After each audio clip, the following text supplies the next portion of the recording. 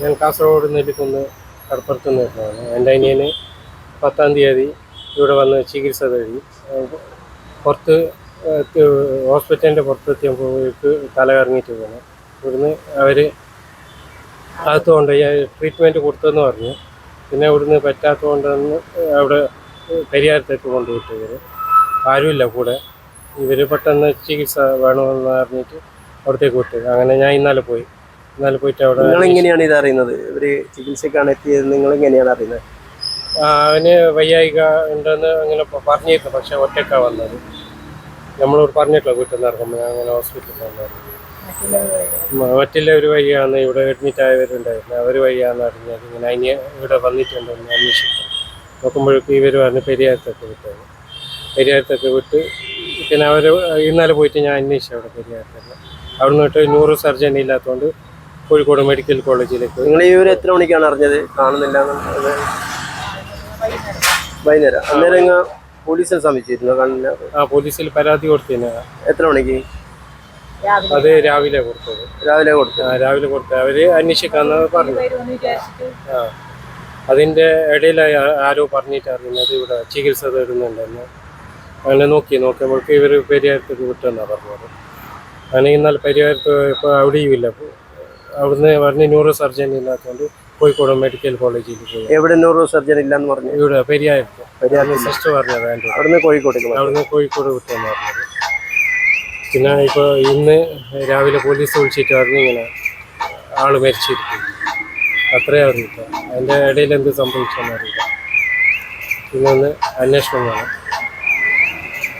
General ആശുപത്രി അന്വേഷിച്ചോ എന്താണെന്നുള്ളത്? ഇവിടെ കാസർഗോഡ് അന്വേഷിച്ച് പറഞ്ഞ് ഇവിടുത്തെ പ്രാഥമിക ശുശ്രൂഷ കൊടുത്തിരുന്നു. പിന്നെ പെട്ടെന്ന് ഒന്ന് അവിടെ എത്തിക്കാന്ന് പറഞ്ഞിട്ട് കൊണ്ടുപോയതാണ്. എല്ലാ ഡിപ്പാർട്ട്മെൻറ്റും അവിടെ ഉണ്ടല്ലേ, അതിൻ്റെ പ്രാഥമിക ശുശ്രൂഷ. അപ്പോൾ അവിടെ എത്തിയപ്പോൾ അവിടുന്ന് സിസ്റ്റർ പറഞ്ഞത് ന്യൂറോ സർജൻ ഇല്ല, അതുകൊണ്ട് അവിടെ കോഴിക്കോടൊക്കെ വിട്ടാണ്. ഇത് ഇന്ന് രാവിലെ ആയിരുന്നു ബോഡി. പക്ഷേ ഇവർ റിപ്പോർട്ട് എവിടെയും കൊടുത്തിട്ടാണ്. പോലീസുകാർക്കൊന്നും ഇവർ ഇവിടെ റിപ്പോർട്ട് കൊടുത്തിട്ടില്ലാന്നാണ് പോലീസുകാർ പറയുന്നത്. മിസ്സിങ് ആയെന്ന് ഞങ്ങൾ പോലീസ് സ്റ്റേഷനിൽ പറഞ്ഞിട്ടുണ്ടായിരുന്നു. പോലീസുകാർ പറഞ്ഞാൽ അങ്ങനത്തെ ഒരു മിസ്സിങ് കാര്യം ഇവിടെ വന്നിട്ടില്ല.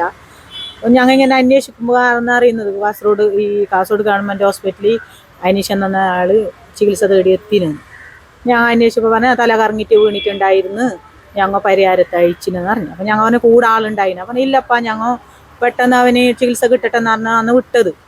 അങ്ങനെ ഞങ്ങൾ ഇവിടെ അന്വേഷിച്ച് നേരം പോലീസ് സ്റ്റേഷനിൽ പോയി. പോലീസ് സ്റ്റേഷനിലോട് പോലീസുകാരോട് ഞങ്ങൾ പറഞ്ഞു ഇങ്ങനെ പരിഹാരത്ത് വിട്ടിനെന്ന് പറഞ്ഞിന്. പരിഹാരത്തൊന്ന് അന്വേഷിക്കാൻ പറ്റുമോ പോലീസുകാരെന്ന് ചോദിച്ചപ്പോൾ അടുത്തൊരു പോലീസുകാരെ പരിഹാരത്ത് അന്വേഷിച്ചപ്പോൾ പരിഹാരക്കാർ പറയുന്നു ഇവിടെ ഒരാൾ വന്നിന് പേരും അഡ്രസ്സൊന്നും അറിയില്ല, ഇവിടെ ഇരുത്തിയിട്ടുണ്ട്, OP-യിൽ ഇരുത്തിയിട്ടുണ്ടെന്ന് അറിഞ്ഞു. അപ്പം ഞങ്ങൾ പറഞ്ഞ് എന്നാൽ പെട്ടെന്ന് നമുക്ക് അവിടെ പോയിട്ട് അന്വേഷിക്കാമെന്ന്. അങ്ങനെയാണ് എൻ്റെ അനിയനും ആൾക്കാരെ പോയിട്ട് അവിടെ അന്വേഷിക്കുമ്പോൾ പരിഹാരത്തെന്ന് പറയുന്നത് ഇവിടെ ഇല്ല, ഞങ്ങൾ ഇവിടുന്ന് കോഴിക്കോടേക്ക് അയച്ചിരുന്നു. കോഴിക്കോട് അന്വേഷിക്കുമ്പോൾ ബോഡി മാത്രമേ ഞങ്ങൾക്ക് കിട്ടിയിട്ടുള്ളൂ.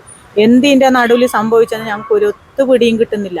ഞങ്ങൾ 2 ദിവസമായി ഇതിൻ്റെ പിറകിൽ നട്ടോട്ടം ഓടുന്നു. ഇവിടെ വന്ന് ഞങ്ങൾ സൂപ്രണ്ടിനോട് സംസാരിക്കുമ്പോൾ സൂപ്രണ്ട് പറയുന്ന അന്വേഷിക്കാമെന്ന്. അപ്പോൾ ഈ സിസ്റ്റർമാർ ഇവിടെ ഡ്യൂട്ടിക്ക് ഇരുന്ന പോലീസുകാരോട് പറയണ്ടേ ഇങ്ങനെ ഒരാൾ വന്നിട്ടുണ്ട് തല കറങ്ങിയിട്ട്, അവന് പേരും അഡ്രസ്സൊന്നും അറിയുന്നില്ല എന്ന് പറഞ്ഞ് അവരൊരു ഫോട്ടോ എങ്കിലും ഈ പോലീസുകാർക്ക് കൊടുക്കണ്ടേ.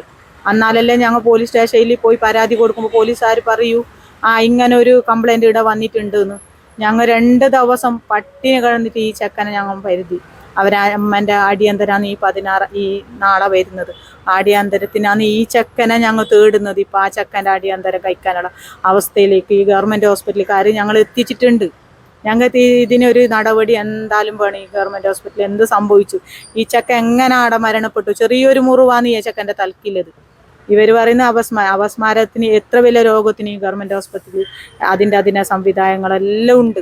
എന്ത് സംഭവിച്ചെന്ന് ഞങ്ങൾക്കറിയില്ല. ഞങ്ങൾ അതിനെ നഷ്ടപ്പെട്ട്, അമ്മ നഷ്ടപ്പെട്ട് ആ സങ്കടത്തിലാണ് ഞങ്ങളില്ലതിപ്പോൾ. ഇതിനെന്തായാലും ഒരു അന്വേഷണം വേണമെന്ന് തന്നെ. ഞങ്ങൾ ഒരു പാവപ്പെട്ട കുടുംബമാണ്. ഞങ്ങളെ ഈ അടിയന്തര കാര്യത്തിന് തന്നെ ഞങ്ങൾ എല്ലാവരോടും ഭിക്ഷ എടുത്തിട്ടാണ് ആ അമ്മൻ്റെ മരണാന്തര കാര്യം നടത്തുന്നത്. ഇപ്പോൾ അതിൻ്റെ അടിയന്തരം നടത്താനുള്ള ഒരു ശേഷി ഞങ്ങൾക്ക് ഇപ്പോൾ ഇല്ല. പരാതി കൊടുത്തിട്ടില്ല നിങ്ങൾ? ഞങ്ങൾ പോലീസ് സ്റ്റേഷനിൽ പരാതി കൊടുത്തിട്ടുണ്ട്. ഇപ്പോൾ സൂപ്രണ്ടിന് പരാതി കൊടുത്തിട്ടുണ്ട്. സൂപ്രണ്ട് പറഞ്ഞാൽ അന്വേഷിച്ചിട്ട് പറയാന്ന്. അത് പറയാന്ന് മാത്രമേ ഉണ്ടാവും, പിന്നെ അന്വേഷണമൊന്നും ഉണ്ടാവില്ല. എന്തായാലും ഞങ്ങളോട് ദയ തോന്നണം നിങ്ങൾക്ക്. എന്തായാലും ഇതിനൊരു അന്വേഷണം വേണമെന്ന് പറഞ്ഞ് എന്തായാലും ഉത്തരവിട്ടേ മതിയാവും.